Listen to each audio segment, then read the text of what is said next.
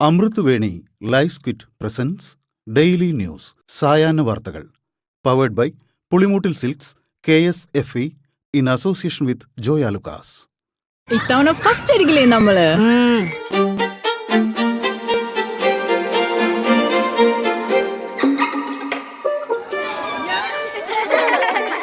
കുട്ടികൾക്കൊക്കെ പെയിൻ ശല്യം ഉണ്ടാകും. അതുകൊണ്ട് ലൈസ് കിറ്റ് ഉപയോഗിച്ച് ക്ലാസ്സിൽ വരാൻ പ്രത്യേക ശ്രദ്ധിക്കണം. ലൈസ് കിറ്റ് ലൈസ് റിമൂവർ പെയിൻ ശല്യത്തിൽ നിന്നും ഉടനടി ആശ്വാസം.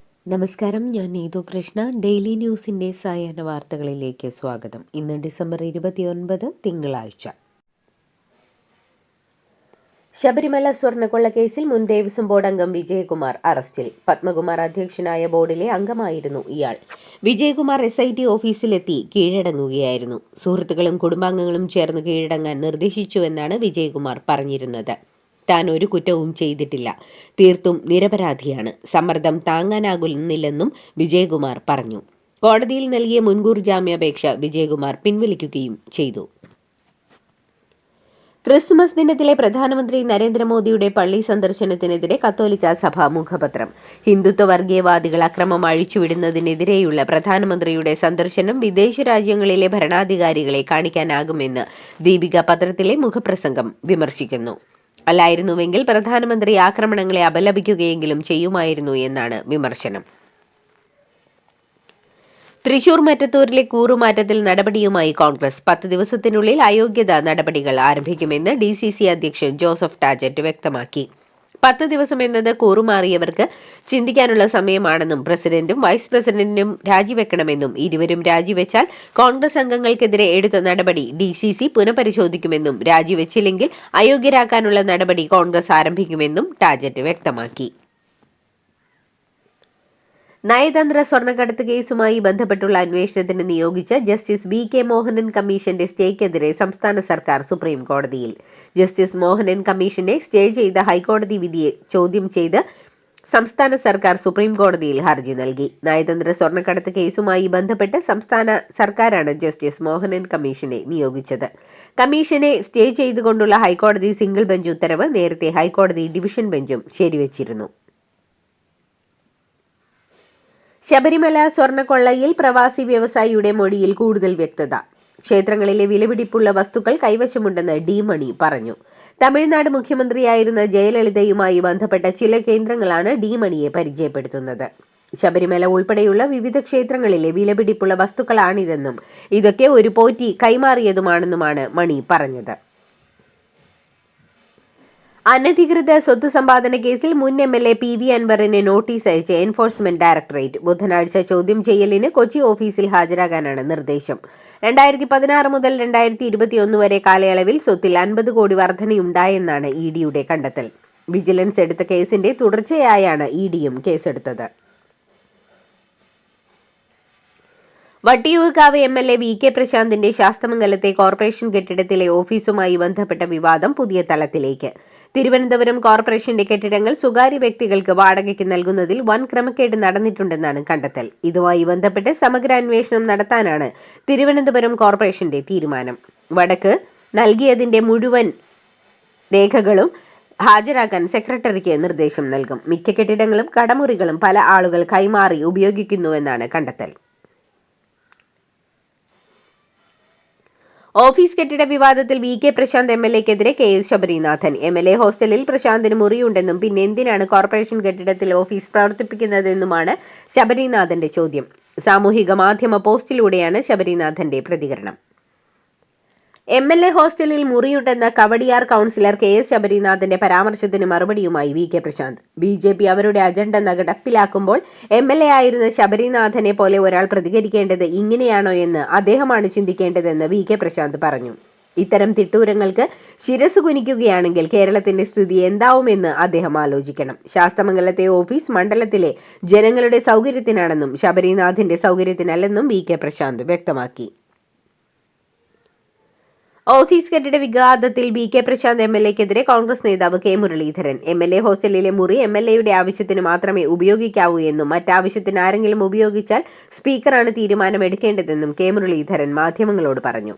MLA ഹോസ്റ്റലിലെ മുറി എന്ത് ചെയ്തുവെന്ന് പരിശോധിക്കേണ്ടതാണ്. കൗൺസിലർമാർക്ക് ഇരിക്കാൻ ഒരു കൊച്ചുമുറിയെങ്കിലും വേണമെന്നും അദ്ദേഹം പറഞ്ഞു.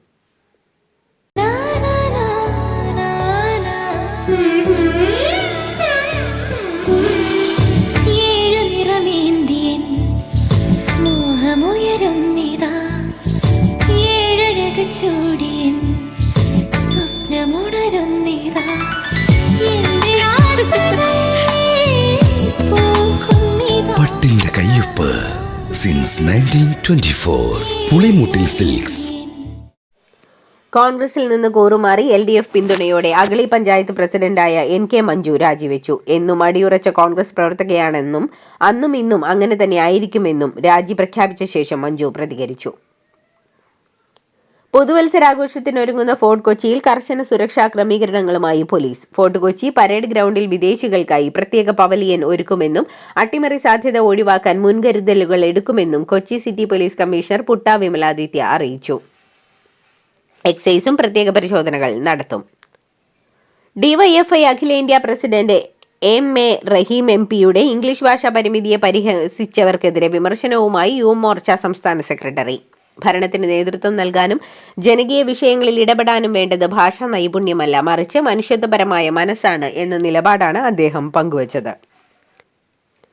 ബംഗളൂരുവിലെ വീട് നഷ്ടപ്പെട്ടവരെ സന്ദർശിക്കുന്നതിനിടെ റഹീം നൽകിയ അഭിമുഖം ട്രോളുകൾക്കിരയായ പശ്ചാത്തലത്തിലാണ് ഈ രാഷ്ട്രീയ പിന്തുണ. പത്തനംതിട്ട റാന്നിയിലുണ്ടായ അപകടത്തിൽ ഒരാൾ മരിച്ചു. റാന്നി വലിയ പറമ്പിൽ പടിയിൽ വെച്ച് ടെമ്പോ ട്രാവലർ വാൻ നിയന്ത്രണം വിട്ട് കടയിലേക്ക് പാഞ്ഞു കയറുകയായിരുന്നു. അപകടത്തിൽ വാനിലുണ്ടായിരുന്ന തെലങ്കാന സ്വദേശി രാജേഷ് ഗൌഡയാണ് മരിച്ചത്. വാനിലുണ്ടായിരുന്ന 10 പേർക്ക് പരിക്കേറ്റു. ശബരിമല തീർത്ഥാടകർക്ക് കണമലയിൽ അന്നദാനം നടത്തിയിരുന്ന സംഘമാണ് അപകടത്തിൽപ്പെട്ടത്. മറ്റത്തൂർ പഞ്ചായത്തിലെ അട്ടിമറിയിൽ കോൺഗ്രസിൽ നിന്ന് പുറത്താക്കപ്പെട്ട മുൻ DCC സെക്രട്ടറി TM ചന്ദ്രൻ അടക്കമുള്ളവരുടെ ആരോപണങ്ങളിൽ മറുപടിയുമായി CPM-നൊപ്പം നിൽക്കുന്ന കോൺഗ്രസ് വിമതൻ KR ഔസേബ്. മറ്റത്തൂരിലെ എല്ലാ കുഴപ്പങ്ങൾക്കും കാരണം താനെന്ന കുപ്രചരണം നടത്തുകയാണെന്നും താനിപ്പോൾ കോൺഗ്രസ് പാർട്ടിയിൽ ഇല്ലെന്നും KR ഔസേബ് പറഞ്ഞു. കാസർഗോഡ് പുല്ലൂർ പെരിയ പഞ്ചായത്ത് ഭരണം LDF-ന്. വോട്ടെടുപ്പിൽ LDF-നും UDF-നും 9 വീതം വോട്ട് കിട്ടിയതോടെ നറുക്കെടുക്കുകയായിരുന്നു. LDF-ലെ ഡോക്ടർ CK സബിത പഞ്ചായത്ത് പ്രസിഡന്റായി. ചേവായൂർ സ്റ്റേഷനിലെ ചോദ്യം ചെയ്യലിന് ശേഷം മാധ്യമങ്ങളോട് പ്രതികരിച്ച N സുബ്രഹ്മണ്യൻ, ശബരിമല സ്വർണ്ണക്കൊള്ളക്കേസ് പ്രതി ഉണ്ണികൃഷ്ണൻ പോറ്റിയും മുഖ്യമന്ത്രിയും ഒരുമിച്ചുള്ള ചിത്രം പങ്കുവച്ചതിന് കലാപാഹ്വാനത്തിനാണ് സുബ്രഹ്മണ്യനെതിരെ കേസെടുത്തിരിക്കുന്നത്. മുഖ്യമന്ത്രി പങ്കെടുത്ത ചടങ്ങിന്റെ വീഡിയോ നൽകണമെന്ന് PRDക്ക് വിവരാവകാശം കൊടുക്കുമെന്നും സുബ്രഹ്മണ്യൻ പറഞ്ഞു. വിയ്യൂർ ജയിൽ പരിസരത്ത് നിന്ന് രക്ഷപ്പെട്ട കൊടും കുറ്റവാളി ബാലമുരുകൻ തമിഴ്നാട്ടിൽ പിടിയിൽ. തെങ്കാശി കോടതിയിൽ ഹാജരാക്കിയ പ്രതിയെ ജുഡീഷ്യൽ കസ്റ്റഡിയിൽ റിമാൻഡ് ചെയ്തു. തമിഴ്നാട്ടിലെ ട്രിച്ചിക്ക് സമീപം ബൈക്കിൽ സഞ്ചരിക്കുമ്പോഴാണ് ബാലമുരുകനെ തമിഴ്നാട് ക്യൂ ബ്രാഞ്ച് സംഘം പിടികൂടുന്നത്. പക്ഷിപ്പനിയെ തുടർന്ന് ആലപ്പുഴയിൽ ചിക്കൻ വിഭവങ്ങൾ വിൽക്കുന്നതിന് നിരോധനം. ഇതോടെ ആലപ്പുഴയിലെ ഹോട്ടൽ വ്യാപാര മേഖല പ്രതിസന്ധിയിലായി. ശീതീകരിച്ച മാംസത്തിന് പോലും നിരോധനം ഏർപ്പെടുത്തിയിരിക്കുന്ന നടപടി പിൻവലിക്കണമെന്നാവശ്യപ്പെട്ട് ഹോട്ടൽ ഉടമ സംഘടന ഭാരവാഹികൾ കളക്ടർക്ക് നിവേദനം നൽകി. UDF-ന് ഭൂരിപക്ഷമുള്ള എരിമേലി പഞ്ചായത്തിൽ പ്രസിഡന്റ് സ്ഥാനം LDF-ന്. CPM-ലെ അമ്പിളി സജീവൻ പ്രസിഡന്റായി തെരഞ്ഞെടുക്കപ്പെട്ടു. 24 അംഗങ്ങളുള്ള പഞ്ചായത്തിൽ 9 പേർ മാത്രമാണ് ഇന്ന് നടന്ന വോട്ടെടുപ്പിൽ പങ്കെടുത്തത്. 7 വോട്ടാണ് LDF-ന് കിട്ടിയത്. BJP-യിലെ KK രാജന് 2 വോട്ടും കിട്ടി. 14 UDF അംഗങ്ങളും ഒരു സ്വതന്ത്രനും വോട്ടെടുപ്പിൽ പങ്കെടുത്തില്ല.